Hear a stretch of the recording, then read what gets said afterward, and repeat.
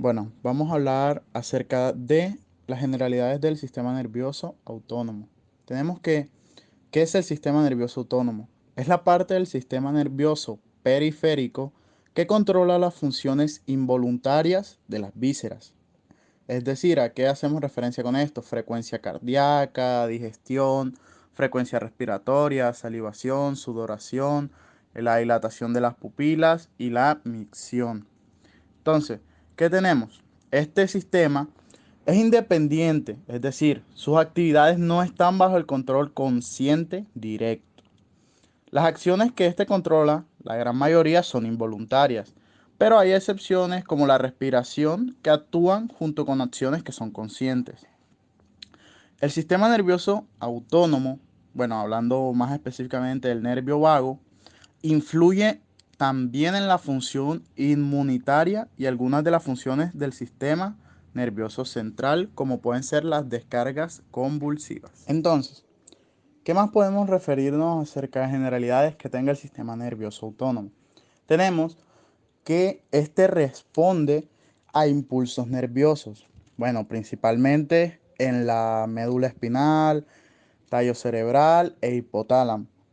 También dice que en algunas porciones de la corteza cerebral, como puede ser la corteza límbica, puede transmitir impulsos a los centros inferiores y así influir en el control autónomo. ¿Qué otras cosas podemos mencionar? Bueno, podemos mencionar que incluso este sistema nervioso autónomo comparte características con el sistema endocrino, como cuáles pueden ser. Es que estos dos tienen una integración en zonas corticales superiores. También que ambos sistemas utilizan sustancias bioquímicas para una transmisión de señales.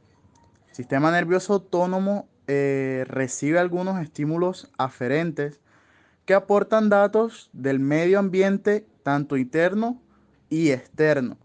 Lo que hacen es que modifican estímulos motores o aferentes a través de los arcos reflejos. El sistema nervioso autónomo va a estar constituido por dos divisiones, que son el sistema nervioso simpático o toracolumbar y el sistema nervioso parasimpático o cráneo-sacro. Cuando hablamos de toracolumbar o cráneo-sacro, esto va a hacer referencia a la posición en la que se van a encontrar estos sistemas. Los estímulos de estos sistemas van a estar constituidos por fibras autónomas en las que vamos a encontrar algunos neurotransmisores. Cuando hablamos de adrenérgicos y colinérgicos, adrenérgicos va a hacer referencia a las neuronas que van a liberar el neurotransmisor noradrenalina en las fibras simpáticas. Tenemos que los colinérgicos vamos a tener que las neuronas van a liberar acetilcolina en las fibras parasimpáticas. En estas fibras parasimpáticas también vamos a tener que también van a ser liberados el neurotransmisor óxido nítrico y estos van a ser llamados nitrérgicos. Esto es como un en general porque más adelante van a ser profundizados cuando se hable de los neurotransmisores y de los receptores. El sistema nervioso simpático, como veníamos hablando anteriormente, también va a ser llamado toracolumbar, lo que va a ser referente a que las células que dan origen a las fibras preganglionares de este sistema van a estar ubicadas desde la columna intermedio vertebrales de la médula espinal y se extienden desde el primer segmento torácico al segundo o tercer segmento lumbar. Es decir, desde el segmento T1 hasta el segmento L2 o L3. En la imagen 1 podemos observar las raíces nerviosas y en esta vamos a encontrar los axones de las células. Estos axones también van a ser transportados en la sinapsis. En la imagen también podemos ver unos ganglios. Estos van a dividirse en paravertebrales, vertebrales o terminales. Y en ellos se van a encontrar las neuronas. Vamos a encontrar unas cadenas laterales que las podemos ver en la imagen, que se van a encontrar a cada lado de la columna vertebral. En estas van a estar constituidas por 22 pares de ganglios simpáticos paravertebrales.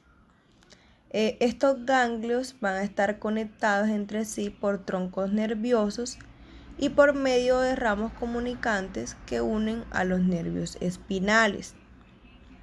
En la imagen también podemos ver que estos van a estar, vamos a encontrar unos ramos que van a ser los ramos blancos y los ramos grises. Tenemos que los ramos blancos van a estar restringidos a los segmentos de flujo toracolumbar y van a aportar fibras preganglionares mielinizadas que van a salir directamente de la columna espinal por las raíces espinales anteriores. Por otro lado, tenemos que los ramos grises van a surgir de los ganglios y van a llevar las fibras postganglionares a los nervios espinales para que posteriormente se distribuyan a las glándulas sudoríparas, músculos pilimotores y vasos sanguíneos del músculo esquelético y la piel. Ahora bien, específicamente tenemos que los ganglios prevertebrales se van a encontrar en el abdomen y en la pelvis. Estos van a consistir principalmente en los ganglios celíacos, mesentérico superior, aórtico renal y mesentérico inferior.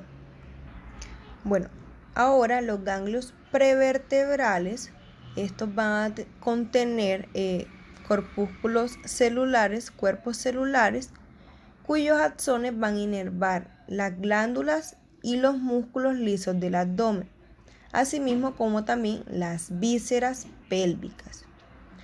Muchas de estas fibras simpáticas torácicas superiores de los ganglios vertebrales van a formar los plexos temporales, los plexos cardíacos, esofágicos y pulmonares. Esta distribución simpática a la cabeza y el cuello va a tener una función vasomotora, dilatadora de pupilas, secretoras y polimotoras. Esto podemos evidenciarlo más que todo en la segunda imagen. Esto se va a realizar mediante la cadena simpática cervical y sus tres ganglios, como lo vemos aquí en la imagen, que van a ser los tres de arriba.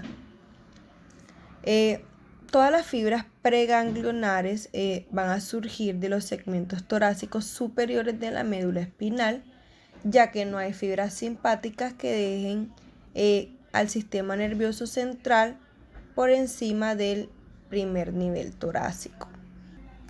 Por último, tenemos los ganglios terminales. Estos van a ser pocos en número y se van a encontrar cerca de los órganos que inervan. Estos van a incluir ganglios conectados a la vejiga urinaria, el recto, así como ganglios cervicales en la región del cuello. Así como tenemos unos ganglios, también tenemos unas fibras. Tenemos las fibras preganglionares y las postganglionares. Las fibras preganglionares, estas van a salir de la médula espinal y pueden hacer sinapsis con las neuronas de más de un ganglio simpático. Pero esto no va a suceder siempre. Para que ocurra esta sinapsis, esto va a depender del segmento donde se encuentre estas fibras. Las fibras postganglionares, estas van a surgir de los ganglios simpáticos que inervan las estructuras viscerales del tórax, el abdomen, la cabeza y el cuello. Lo que son las estructuras como el tronco y los miembros, estos van a ser abastecidos por las fibras simpáticas en los nervios espinales. En la segunda imagen vamos a ver los órganos sobre los que va a tener función el sistema nervioso simpático a través de sus cadena ganglionar y de sus fibras preganglionares o postganglionares. Continuando con el sistema nervioso parasimpático, tenemos que este va a tener origen en el mesencéfalo, bulbo raquídeo y parte sacra de la médula espinal. Este sistema va a consistir en fibras preganglionares que se originan en el sistema nervioso central y en sus fibras de conexión postganglionares. El estímulo de salida del mesencéfalo va a consistir en fibras que surgen del núcleo de Edgar-Westphal. Este va a ser el núcleo que forma parte del componente funcional del núcleo oculomotor del tercer nervio craneal, es decir, el oculomotor, y van al ganglio ciliar en la órbita. Este estímulo va a ser excedente medular y va a consistir en los componentes parasimpáticos de los nervios craneales, el séptimo, el noveno y el décimo, es decir, el facial, glosofaringeo y vago. Las fibras del nervio séptimo o facial, estas van a formar la cuerda del tímpano que inerva los ganglios en las glándulas submaxilares y sublinguales. Estas también van a formar el nervio petro superficial mayor que va a inervar el ganglio esfenopalatino. Tenemos que el nervio noveno, el glosofaringeo, va a inervar los ganglios ópticos. Las fibras parasimpáticas postganglionares de estos ganglios van a irrigar el esfínter del iris, el músculo ciliar, las glándulas salivales, las lagrimales y las glándulas mucosas de la nariz, la boca y la faringe. Asimismo, estas fibras van a incluir nervios vasodilatadores en estos mismos órganos, como lo podemos ver en la imagen 2. También podemos observar sobre lo que actúa el sistema nervioso parasimpático sobre los órganos y las funciones que esto tiene. Con respecto al nervio craneal décimo, es decir, el vago, este va a surgir en la médula y va a contener fibras preganglionares, en la cual la mayoría se va a producir sinapsis hasta que llegan a los ganglios.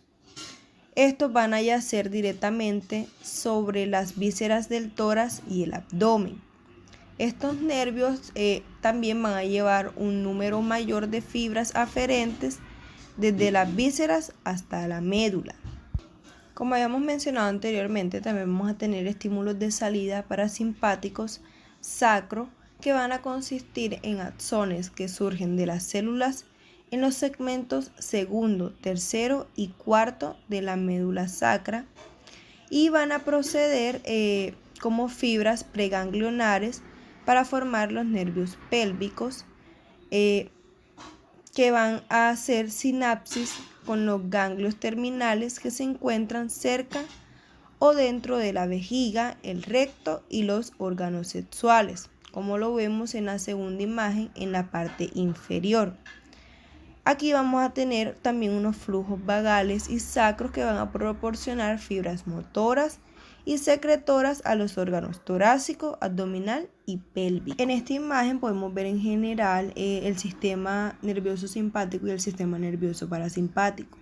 Podemos ver su cadena ganglionar, sus fibras preganglionares, sus fibras postganglionares y los órganos que se ven inervados por estos nervios, por estas fibras.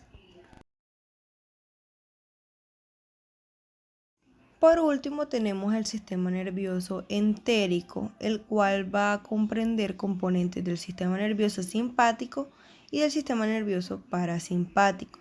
Asimismo va a tener conexiones sensoriales nerviosas a través de los ganglios espinales y nodosos. Tenemos que este sistema va a controlar los procesos de mezcla, avance y absorción de nutrientes en el tracto digestivo. Este sistema va a estar involucrado en el control sensoromotor y por tanto va a constar de neuronas sensoriales aferentes y una serie de nervios motores e interneuronas que se organizan principalmente en dos plexos nerviosos. Tenemos el plexo mientérico o también llamado plexo de Auerbach y el plexo submucoso, en el cual se va a dividir en plexo de la capa submucosa interna o plexo de Meissner y justo por debajo de la muscularis mucosa. Tenemos también el plexo de la capa submucosa externa, que también va a ser llamado plexo de Henle, que va a estar directamente adyacente a la capa muscular circular. Por último tenemos el plexo intermedio, el cual se va a encontrar entre estas dos capas. Tenemos que el plexo submucoso está involucrado en las funciones de secreción y absorción del epitelio gastrointestinal, el flujo sanguíneo local y las actividades neuroinmunes. Aquí van a actuar dos componentes, lo que es la acetilcolina y la serotonina. La acetilcolina va a ser el principal neurotransmisor excitatorio de la porción no esfinterina del sistema nervioso entérico y va a ser el responsable de la contracción muscular y por lo tanto del peristaltismo, así como también de la secreción de agua, electrolitos y del estímulo de las células gástricas. Por otro lado, tenemos que la serotonina, a través de los receptores 5-HT3, va a estar involucrada en el inicio del reflejo peristáltico y también participa junto con el óxido nítrico en el proceso de las secreciones electrolíticas. Estas van a controlar estas secreciones. Continuando con el sistema vegetativo o autónomo, hablaremos de la transmisión del impulso. Y para este hay que tener claro dos cositas, lo que es el sistema colinérgico y sistema adrenérgico. El sistema colinérgico sencillamente pues hace referencia a un sistema que tiene una función similar al parasimpático, es decir, que libera acetilcolina en sus terminaciones nerviosas postsinápticas a los receptores colinérgicos. Asimismo, el sistema adrenérgico es un sistema que se caracteriza por liberar noradrenalina o norepinefrina en sus terminaciones postsinápticas a los receptores adrenérgicos. Entonces, el sistema adrenérgico o colinérgico abarca sus fibras nerviosas, la sinapsis, el órgano efector, o sea, los receptores del órgano efector, y eso en conjunto, la transmisión del impulso. Ahora, los receptores celulares de membrana para el sistema parasimpático son receptores muscarínicos y se le llaman también receptores colinérgicos porque hacen parte del sistema colinérgico. Y el sistema adrenérgico, sus receptores para las células efectoras, es decir, quienes van a recibir la norepinefrina, son receptores, pueden ser las de los receptores alfa o beta, por ejemplo, los receptores alfa en el músculo liso. Cabe resaltar un caso especial en que los nervios simpáticos de la vasculatura renal y el riñón pueden liberar dopamina y norepinefrina durante el estrés. ¿Qué pasa? Estas vías del sistema parasimpático y simpático están compuestas de dos nervios y entre el medio de esos dos nervios hay un ganglio que modifica y se encarga de cooperar con el impulso.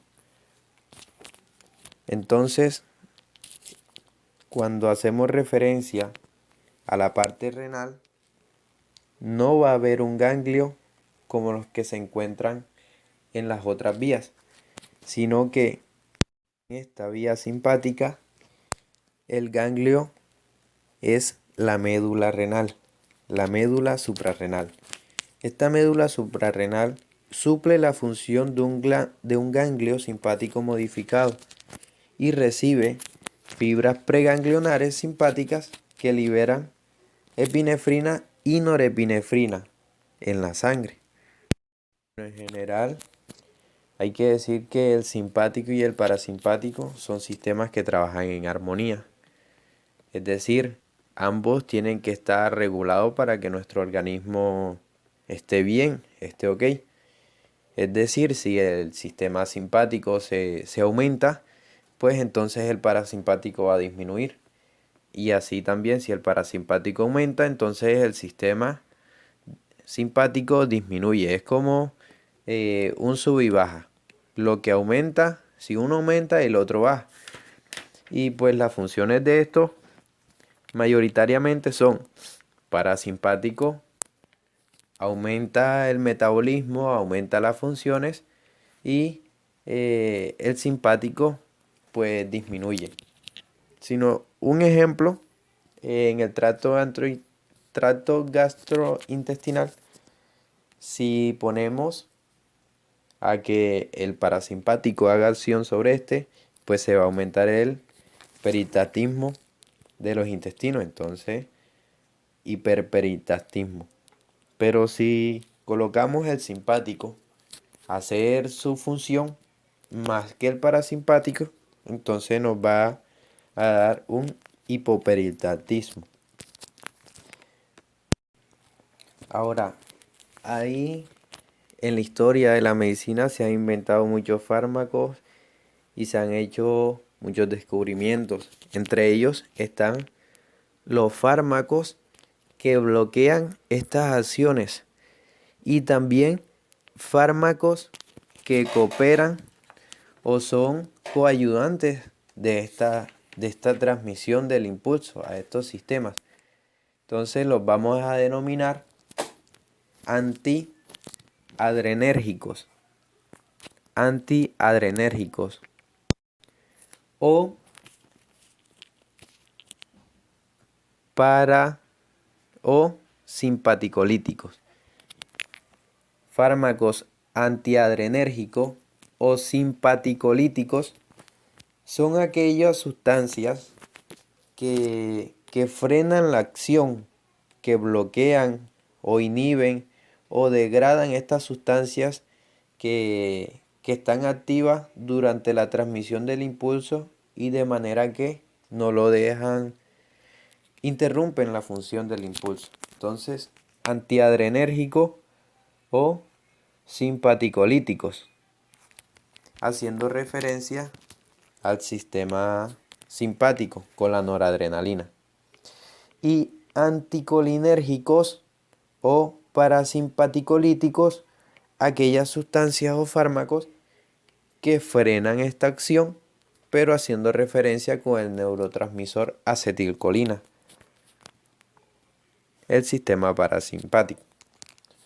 Los fármacos que son coayudantes y que son sustancias miméticas, cofactores que estimulan, por ejemplo, al parasimpático, se llamarán parasimpático-miméticos.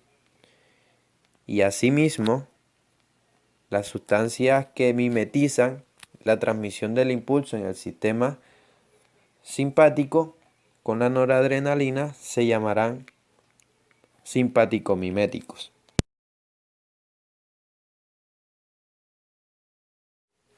Aquí en esta imagen vemos representado e ilustrado un sistema colinérgico, haciendo referencia al sistema parasimpático caracterizado por liberar el neurotransmisor acetilcolina.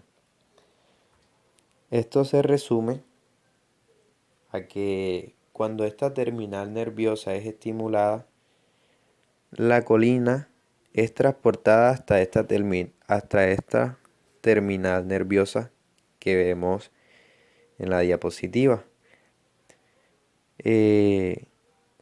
Esta colina es importante que llegue aquí para formar la acetilcolina, que es el neurotransmisor.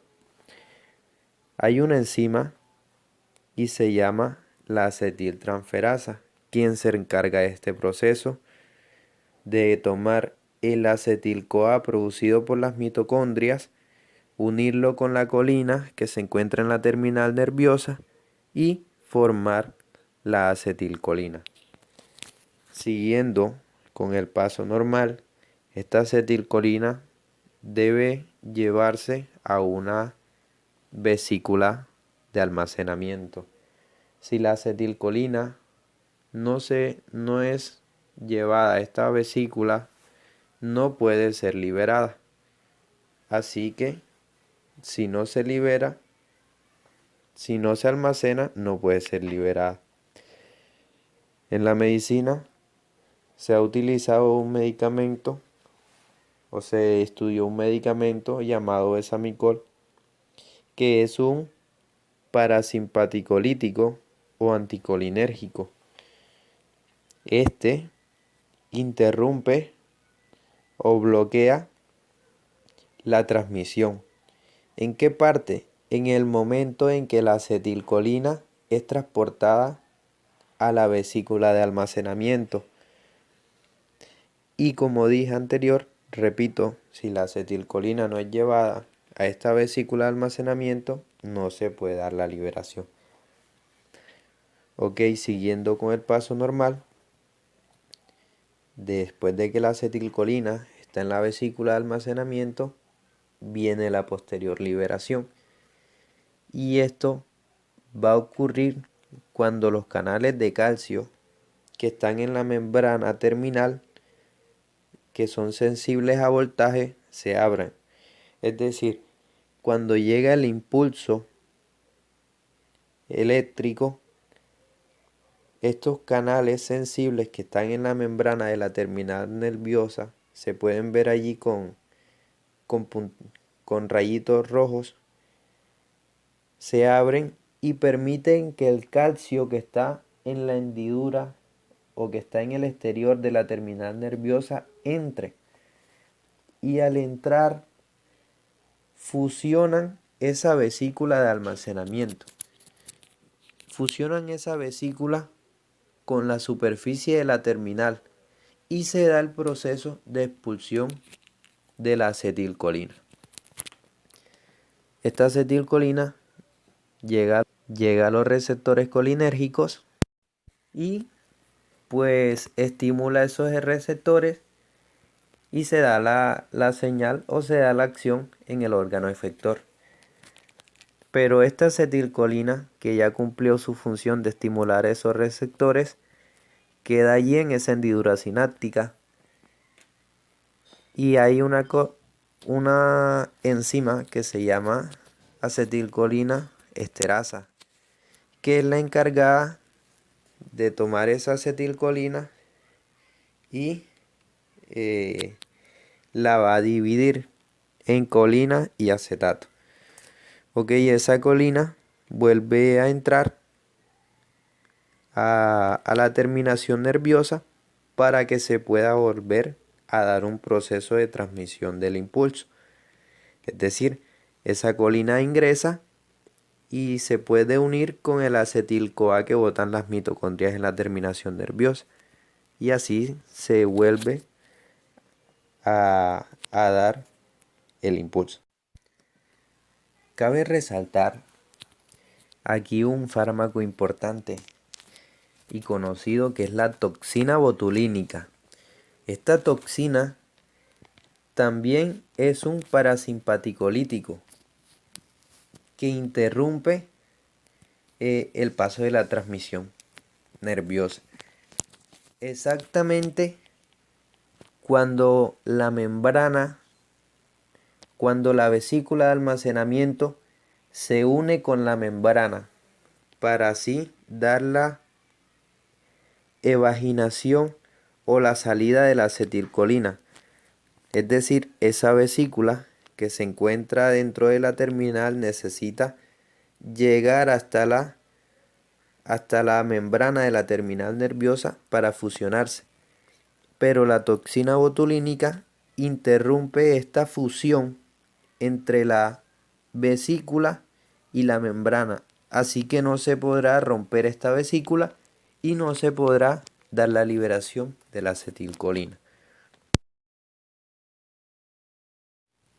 Bueno, aquí ya en este diagrama vemos es la transmisión de un sistema noradrenérgico caracterizado por liberar el neurotransmisor norepinefrina o noradrenalina, como acá lo llamamos. Todo, esta señal la vamos a comenzar que se dio el impulso nervioso. Entonces la tirosina es transportada a la terminación nerviosa noradrenérgica. Esta tirosina aquí en esta terminación nerviosa la va a tomar una enzima que es la tirosina hidroxilasa. Simplemente la va a cambiar de tirosina a dopamina. Y de dopamina es que puede ingresar a lo que es la vesícula de almacenamiento para que pueda ser liberada, así como en el anterior diagrama de la terminación colinérgica. Ahora, esta enzima tirosina hidroxilasa puede ser bloqueada por una sustancia llamada metirosina. Esta es denominada una sustancia simpaticolítica porque nos está destruyendo el proceso de transmisión del sistema adrenérgico. Entonces, un antiadrenérgico o simpaticolítico. Luego, cuando esa enzima cambió a tirosina a dopamina, esa dopamina tiene que ser llevada a la vesícula de almacenamiento. Cuando la dopamina está dentro de la vesícula de almacenamiento, aquí va a ocurrir un proceso importante, que es el cambio de la dopamina a norepinefrina o a noradrenalina. Porque recordemos que en esta sinapsis, en esta hendidura sináptica, debe liberarse noradrenalina, que es la característica de todo este sistema noradrenérgico. Bien, sigamos. Cuando ya la dopamina está dentro de la vesícula, ahora bien, esta dopamina se convierte en norepinefrina por una enzima que está en la vesícula. Se llama dopamina beta hidroxilasa. Luego que ya tenemos norepinefrina en la vesícula de liberación, solamente falta el impulso nervioso para que pueda abrir los canales sensibles a alto voltaje y pueda ingresar el calcio. Al ingresar el calcio en esta terminal nerviosa, se da la fusión de esta vesícula o de esta vesícula de almacenamiento hacia la membrana. Y cuando esta se fusiona con la membrana, como en el anterior diagrama, aquí es que se puede dar la liberación del neurotransmisor, en este caso, noradrenalina. Ahora, este proceso de liberación también puede ser bloqueado por unos medicamentos como la guanetidina o también otro medicamento que es el bretilio. Estos medicamentos ya se sabe que son antiadrenérgicos o simpaticolíticos porque simplemente nos están bloqueando la transmisión del impulso. Siguiendo con el proceso normal, si se da la liberación correcta, entonces tenemos noradrenalina en la hendidura sináptica. Esta hendidura sináptica llega a los receptores, se le llaman adrenoreceptores porque son del sistema noradrenérgico, y toda esa noradrenalina que queda allí en ese espacio sináptico es transportada hacia dentro del citoplasma de la terminal nerviosa. O sea, es como un proceso como de realimentación. Es decir, yo libero el neurotransmisor, el neurotransmisor se me une al receptor y ya el receptor de ahí para adelante es el responsable de la acción, porque ya el neurotransmisor hizo un cambio en ese receptor. Entonces ya el receptor cumplió su función y pues simplemente ahí no se acaba la película. Hay un proceso de retroalimentación y es este donde los neurotransmisores vuelven a entrar a la terminación nerviosa. Y esto es normal que ocurra, pero hay unas sustancias que pueden bloquear esto. Hay unas sustancias que no permiten que esta norepinefrina pueda entrar a la terminal nerviosa. Y una de estas sustancias es una que muy conocemos, es la cocaína. O también ciertos antidepresivos, los cuales, como no permiten que este neurotransmisor ingrese a la terminal nerviosa, porque ya se acabó el impulso nervioso, ya el neurotransmisor hizo su función. Pero como se está bloqueando el ingreso del neurotransmisor a la terminal, siguen ese neurotransmisor en la hendidura sináptica y siguen estimulándose los receptores. Entonces sigue haciendo efecto el sistema simpático. Y en el caso de un paciente que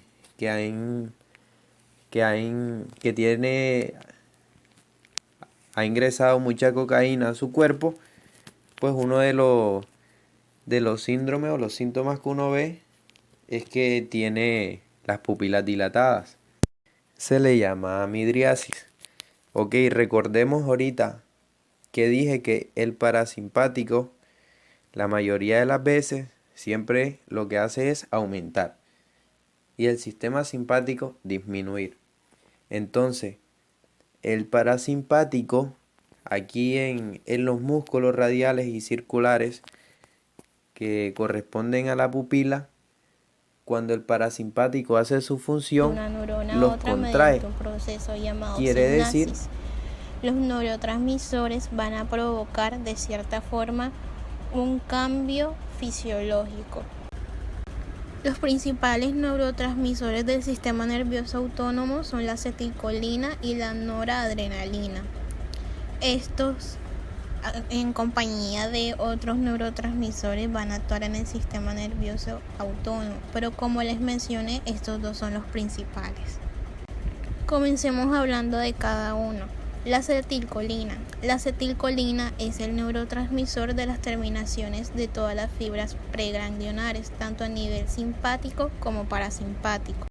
Bien, la acetilcolina contiene acciones y cumple ciertas funciones. En las acciones tenemos que participa en la regulación de los ciclos circadianos, en la temperatura, en la analgesia espinal y en la estimulación del consumo de agua. Listo, ahora hablemos de sus funciones. Tiene 7 funciones principales. Como primera función tenemos el control motor. Segunda función, actividad del sistema nervioso autónomo. Tercera función, incluyen lo que es el sueño paradójico. Cuarta función, la producción y gestión de hormonas. Quinta función, la conciencia, atención y aprendizaje. Participa en este. Y por último, la formación de recuerdos, es decir, potencializa la memoria. Sé que había dicho que eran 7 funciones, pero en realidad son 6. Perdón. Bien. Luego de haber mencionado las funciones, vamos a especificar cada una. En primera instancia teníamos el control motor. Quiere decir que para que nuestros músculos funcionen necesitamos la excitación de la acetilcolina, ya que los músculos lo requieren para que se den las contracciones necesarias para el movimiento. La segunda función nos habla de la actividad del sistema nervioso autónomo. Este neurotransmisor actúa a nivel preganglionar. Quiere decir que participa en la transmisión de impulsos nerviosos entre médula y ganglio, tanto en el sistema simpático como parasimpático. La tercera función nos habla del sueño paradójico, también llamado sueño REM. Nos se dice que los niveles encefálicos del neurotransmisor acetilcolina están elevados en esa etapa, mientras que cuando se encuentra en la etapa de sueño profundo, los niveles de acetilcolina tienden a caer. La cuarta función nos habla de la producción y gestión de hormonas. La acetilcolina también tiene función neuroendocrina en la hipófisis, ya que su actuación provoca un aumento de la síntesis de vasopresina o disminución de la producción de prolactina. La quinta función nos habla que la acetilcolina debe estar presente en la corteza cerebral para que se mantenga activa y así se permita el aprendizaje. Y por último, la sexta función nos habla de la formación de recuerdos y de memoria. La acetilcolina es también una sustancia de gran importancia a la hora de formar los recuerdos y configurar, por decirlo así, nuestra memoria participando en la gestión del hipocampo desde esta zona. Luego de haber finalizado con la acetilcolina, pasamos a hablar del otro neurotransmisor importante en el sistema autónomo, como es la noradrenalina. Recordemos que la noradrenalina pertenece al grupo de las catecolaminas. Recordemos también que las catecolaminas se encuentran la dopamina, la adrenalina y por supuesto la noradrenalina. Principalmente vamos a hablar hoy sobre la noradrenalina, aunque la dopamina también participa en el sistema. La noradrenalina es el neurotransmisor de las fibras simpáticas, salvo las que llegan a glándulas sudoríparas y algunos vasos sanguíneos en los músculos, que como excepciones de las simpáticas están regulados por acetilcolina. Así como la acetilcolina, la noradrenalina también posee acciones y funciones. Entre las acciones tenemos que participa en el control del apetito, en la atención, en el mantenimiento del sueño y vigilia, en el aprendizaje, en la conducta sexual, en la ansiedad y depresión. Bien, sus funciones incluyen prácticamente lo mismo, casi lo mismo que las funciones, tienen ciertas variaciones. La primera función es la atención, la segunda función es el mantenimiento de la vigilia y la conciencia. La tercera función es la influencia en el sistema cardiovascular, tiene una influencia en el sistema cardiovascular, participa en la respuesta de lucha-huida, se ve involucrada en la motivación del individuo, regula también el estado de ánimo y por último cumple un papel en el estrés, en la agresividad y la conducta sexual. Bien, ahora les especificaré cada función. La atención. La noradrenalina participa en nuestra atención, ya que debe estar presente en la corteza cerebral para así separar la información relevante de la irrelevante y conservar, por supuesto, aquella relevante que considera más destacada. Esta función es llevada a cabo mediante la actuación de la noradrenalina en la amígdala, entre otras zonas. Segunda función, el mantenimiento de la vigilia y la conciencia. Igualmente que la atención, la noradrenalina debe estar siempre presente en la corteza cerebral para garantizar su funcionamiento. Se dice que una disminución en los niveles de noradrenalina puede causar somnolencia y dificultades de actuación frente a cualquier estímulo. Este también nos define nuestra actitud al momento de realizar tareas. Pasamos a la tercera función, que es la influencia en el sistema cardiovascular. La noradrenalina no solo se limita a la transmisión de mensajes cerebrales, sino que también presenta un efecto en los músculos cardíacos. Se dice que eleva la frecuencia cardíaca y el tono muscular, produciendo así un aumento de la presión sanguínea. En caso de que exista Una disminución de los niveles de noradrenalina puede provocar hipotensión, bradicardia e hipotermia. En la cuarta función de respuesta de lucha-huida, nos dice que en este sentido produce un incremento del flujo de sangre, es decir, la noradrenalina, hacia el sistema muscular, permitiendo la actuación y favoreciendo respuestas motoras que en muchas situaciones nos pueden sacar de peligro. Resumiendo, la quinta y sexta función, que hablan de la motivación y de la regulación del estado de ánimo, nos dice que la noradrenalina tiene un efecto en el estado emocional y en el estado energético junto con la dopamina.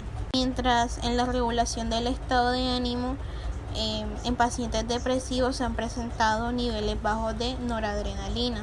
Se llegó a la conclusión de que la depresión es producida por un déficit en la síntesis y presencia de las sinapsis cerebrales de esta sustancia. Por último, tenemos el estrés, la agresividad y la conducta sexual. El estrés es producido muchas veces por la excitación en el sistema nervioso simpático, y en la conducta sexual se ve la participación de la noradrenalina, ya que este es el responsable de la sensación de placer.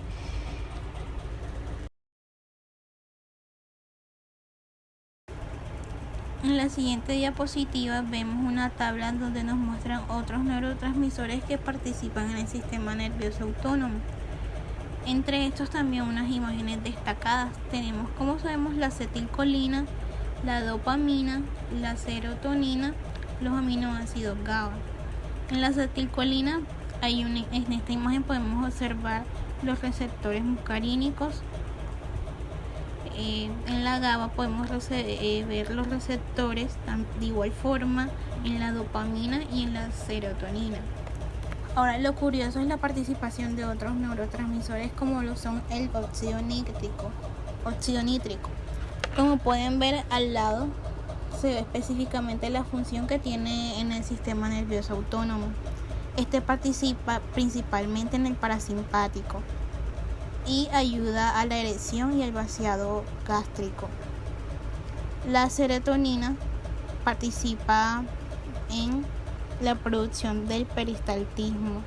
La sustancia P participa en los ganglios simpáticos y en las neuronas entéricas, así sucesivamente los demás neurotransmisores.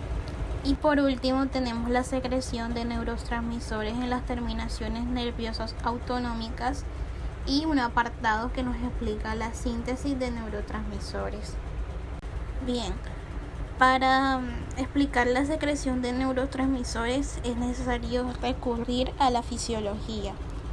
Miramos en la imagen que existe una neurona presináptica y una postsináptica. La neurona presináptica es aquella que va a contener las vesículas sinápticas que en su interior contienen el neurotransmisor, y la neurona postsináptica es aquella que va a recibir el neurotransmisor cuando se ha liberado de las vesículas sinápticas.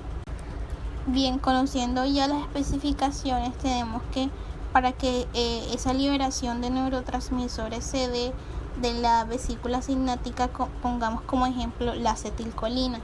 Cuando hay un impulso nervioso, los canales de calcio estimulan a la expulsión de ese neurotransmisor, que va a llegar a la hendidura sináptica y específicamente también a los receptores de la neurona postsináptica para recibir la liberación de ese neurotransmisor. Ya para terminar la exposición tenemos la síntesis de neurotransmisores. Como ejemplo, de igual forma vamos a usar la acetilcolina. La eliminación de la acetilcolina se produce de forma muy rápida gracias a la hidrólisis por la acetilcolinesterasa, que es aquella que se encarga de degradar la acetilcolina. En palabras más sencillas, la acetilcolina es hidrolizada por la acetilcolinesterasa, que las convierte en iones de acetato y en colina. Esa colina se reutiliza en la neurona presináptica. se reutiliza para así generar y sintetizar más acetilcolina.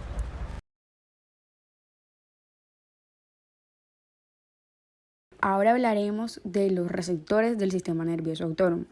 Los neurotransmisores consiguen un determinado efecto gracias a su acción sobre los receptores del sistema nervioso autónomo ubicados en la membrana postsináptica o presináptica. La unión del ligando al receptor desencadena la activación de una cascada de enzimas que llevan a la producción de segundos mensajeros o a la apertura de canales iónicos, las cuales alteran las condiciones intracelulares y la funcionalidad del órgano.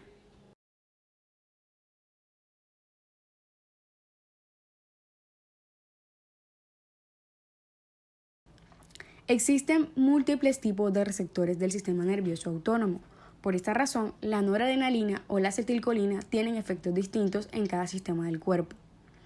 Una gran ventaja de esta variedad de receptores está en la capacidad de producir fármacos que actúen sobre ciertos receptores específicos sin modificar otros, para obtener un efecto preciso. Los receptores se definieron en subtipos. Entre ellos están los colinorreceptores, los receptores adrenérgicos y los receptores dopamínicos.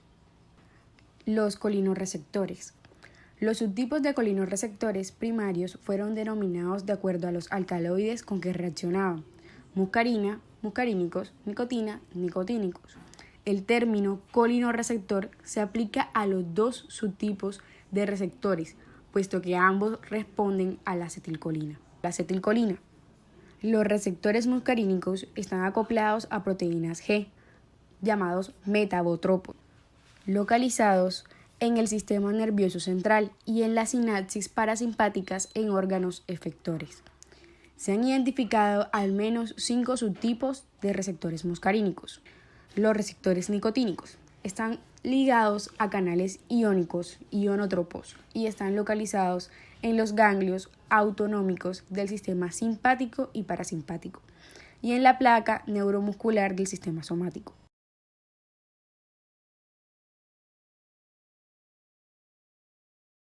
Para profundizar, los receptores muscarínicos se encuentran en las neuronas postganglionares del sistema nervioso parasimpático del corazón y del músculo liso de todo el organismo, y su estimulación produce bradicardia, disminución del inotropismo, broncoconstricción, miosis, salivación, hipermotilidad gastrointestinal y aumento de la secreción del ácido gástrico. Estos receptores pueden bloquearse con atropina sin que produzcan efectos sobre los receptores nicotínicos. Se han identificado 5 tipos de receptores muscarínicos que van del M1 al M5, aunque solo 3 de ellos están bien caracterizados. Los M1 se localizan fundamentalmente en el sistema nervioso y median efectos excitatorios. Los M2 predominan fundamentalmente en el miocardio, aunque también se encuentran en neuronas presinápticas, donde son responsables del feedback negativo. Los M3 y M4 están localizados en las glándulas secretoras y en el músculo liso, y son los responsables de todos los demás efectos de la estimulación parasimpática. En la membrana presináptica de terminaciones nerviosas simpáticas del miocardio, coronarias y varios vasos periféricos, también encontramos receptores muscarínicos que se conocen como receptores muscarínicos adrenérgicos por su localización, pero que se estimulan por la acción de la acetilcolina. Inhiben la liberación de nicotina, de manera similar a la estimulación de los receptores alfa-2 adrenérgicos presinápticos. En estas localizaciones existen plexos del sistema nervioso autónomo, donde las terminaciones simpáticas y parasimpáticas están estrechamente asociadas, de tal manera que aquí la acetilcolina liberada por el parasimpático puede inhibir también la liberación de nicotina. El bloqueo muscarínico eliminará este efecto inhibitorio sobre la liberación de nicotina, aumentando la actividad simpática. Así, la atropina, además del bloqueo vagal, puede aumentar la actividad simpático-mimética. La taquicardia, provocada por algunos relajantes musculares, podría explicarse por este mismo mecanismo. Los receptores nicotínicos se localizan en las uniones sinápticas de las neuronas pre- y postganglionares, tanto del simpático, ganglios simpáticos, como del parasimpático.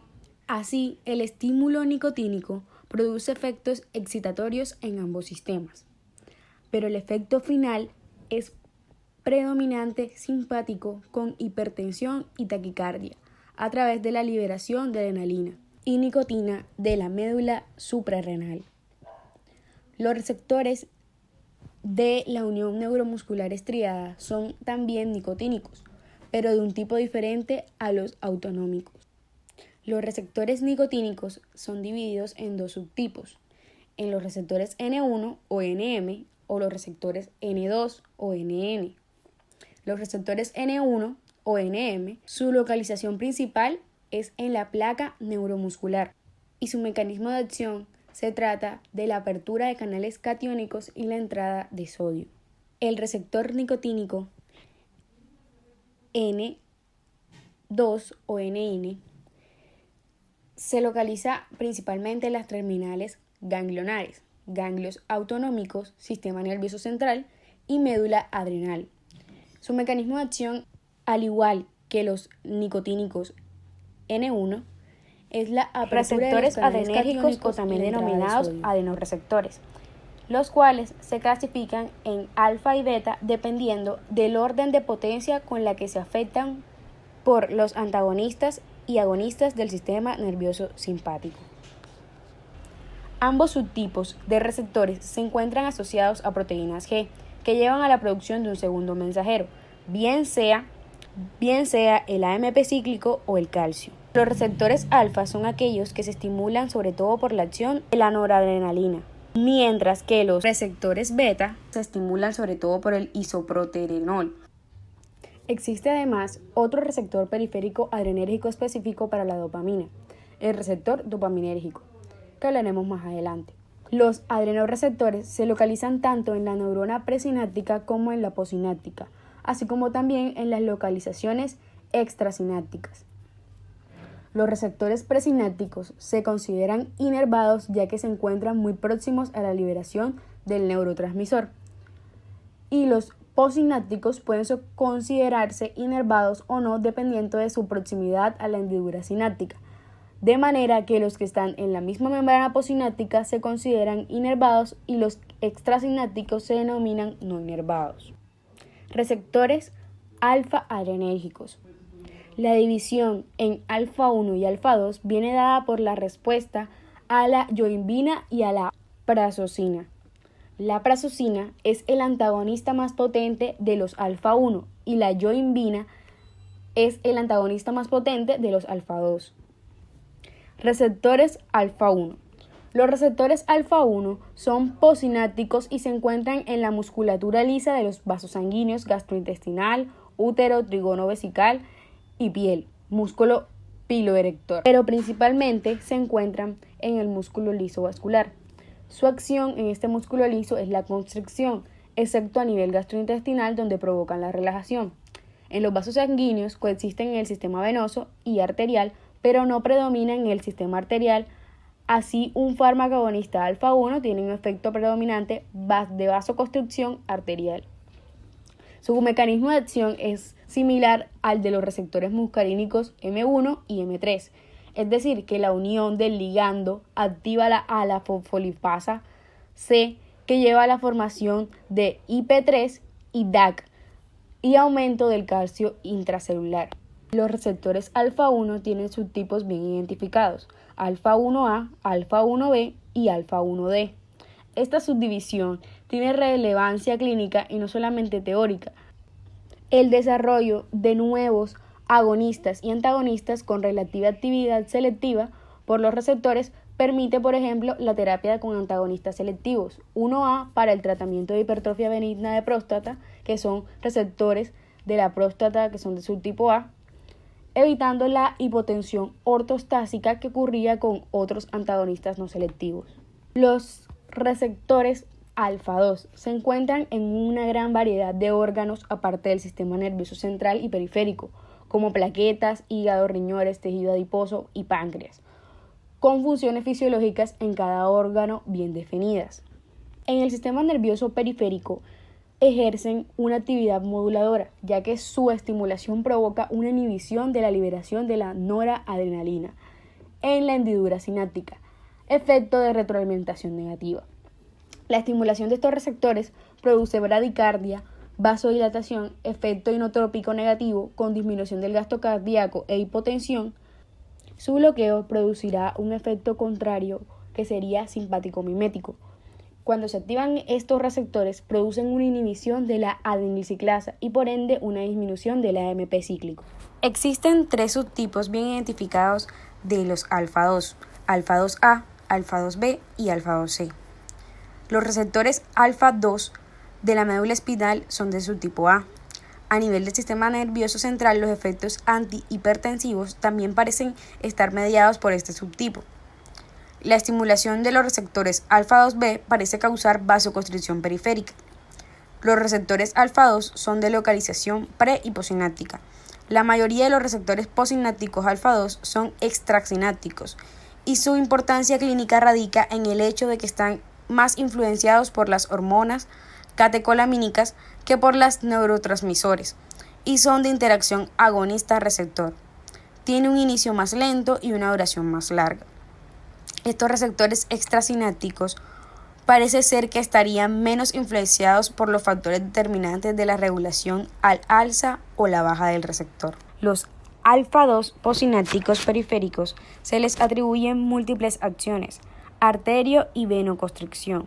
Su distribución, sin embargo, es más importante en el territorio venoso.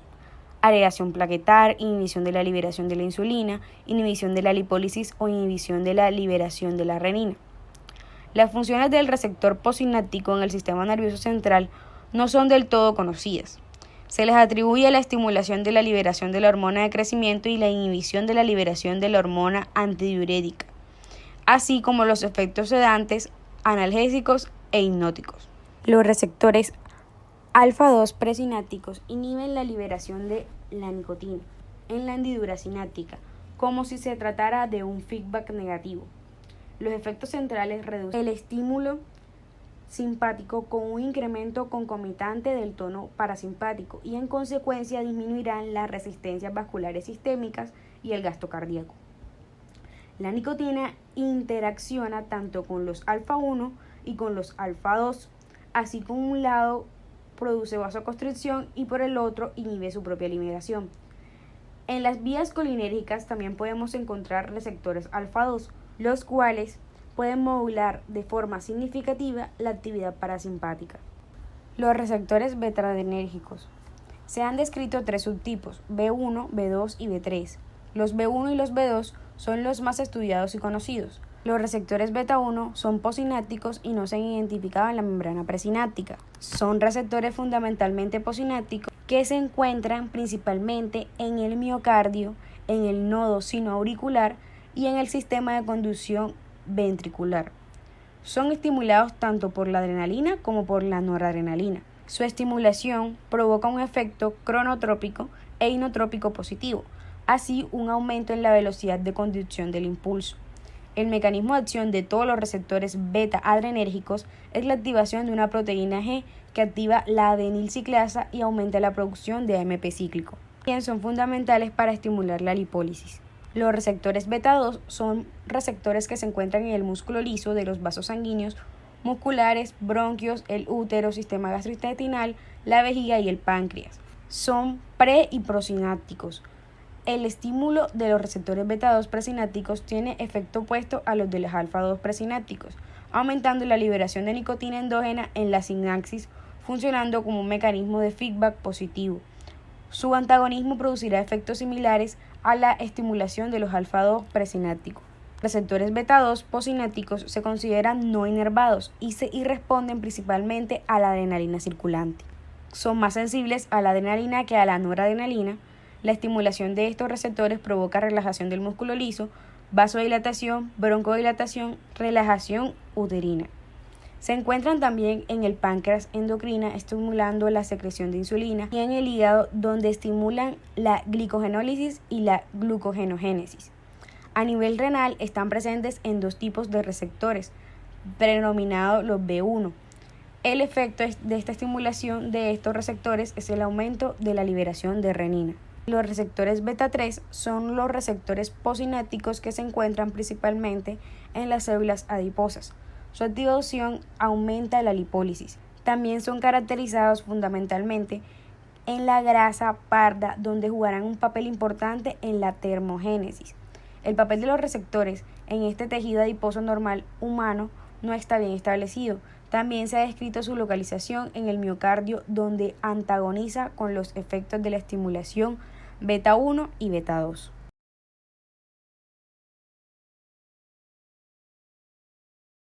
Por último, tenemos a los receptores dopaminérgicos.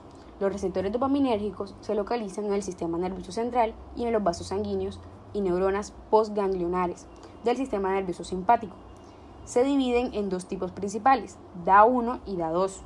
Su importancia fisiológica es controvertida, ya que a nivel periférico no hay neuronas dopaminérgicas y por lo tanto se asume que toda la dopamina que se encuentra a nivel periférico proviene del cerebro.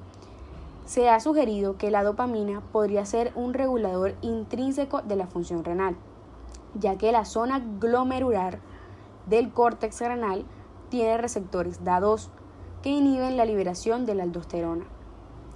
La dopamina no solo estimula los receptores dopaminérgicos, estimulando también a los receptores alfa y beta de forma dosis dependiente. Dosis altas de la dopamina pueden producir vasoconstricción actuando sobre los receptores alfa 1 y alfa 2 postsinápticos. Este efecto es relativamente débil, ya que la acción de la dopamina sobre los receptores es 35 veces menos potente que la de la adrenalina y 50 veces menos de la nicotina. El estímulo de los receptores beta incrementa el gasto cardíaco y aumenta el intropismo y el cronotropismo. Entonces, como ya habíamos mencionado, los receptores D1 y D2, o DA1 y D2, los DA1 son posinápticos y se localizan sobre todo en el músculo liso de los vasos mesentéricos y renales, aunque también se encuentran en otros sistemas arteriales como el coronario, cerebral y cutáneo. La activación de estos receptores provoca vasodilatación y aumento en el flujo sanguíneo. El estímulo concomitante de los DA2 presinápticos, inhibidores de la liberación de la nicotina, también contribuyen a la vasodilatación.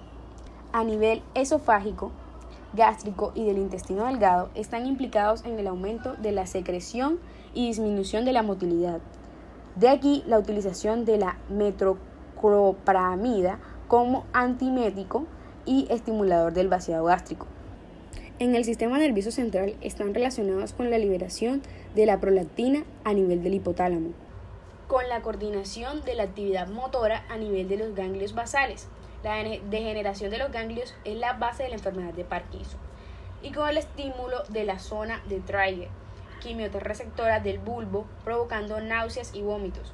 Los antagonistas dopaminérgicos como el haloperidol y el droperidol tienen una actividad antiemética potente.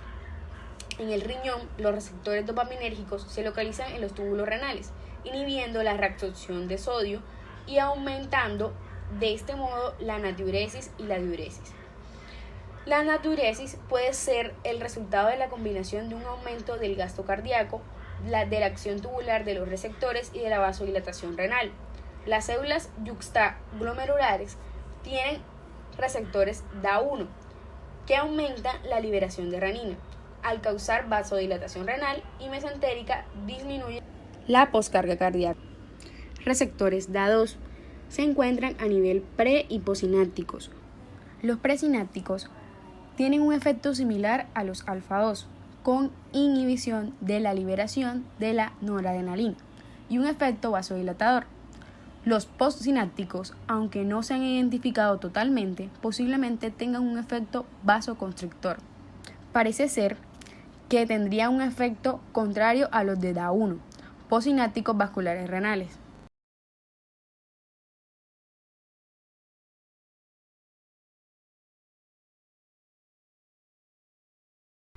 Ya para finalizar, tenemos esta tabla que contiene todos los receptores del sistema nervioso autónomo, con su nombre, sitios de localización y resultados de unión al ligando.